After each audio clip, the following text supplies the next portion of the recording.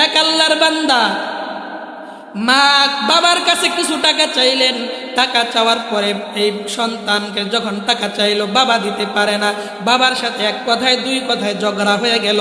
সন্তান বাবাকে প্রহার করলেন, আঘাত করলেন, সন্তান বাবাকে মারলেন, রক্ত বের হইতে লাগলো। মা সন্তানকে বাড়ির থেকে বের করে দিলেন, তোর মতো কুলাঙ্গার সন্তান আমার আর দরকার নাই, বাড়ির থেকে বের হয়ে যা।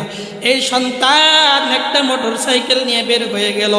হঠাৎ সন্তান রাস্তায় চলতে চলতে দেখেন একজন আল্লাহর বান্দা, আল্লাহর গোলাম, সে একটা মাহফিলের ভিতরে বয়ান করে, কণ্ঠ সুরটা অনেক সুন্দর। সন্তান দাঁড়ায় গেছে, দেখি কি বয়ান হয়।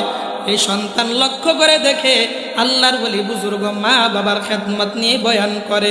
এই সন্তান মা বাবার খেদমতের পুরা বয়ান শোনার পরে দোয়া যখন হয়ে যায়, সবাই বাড়ির দিকে চলে যায়, সন্তান তো যায় না।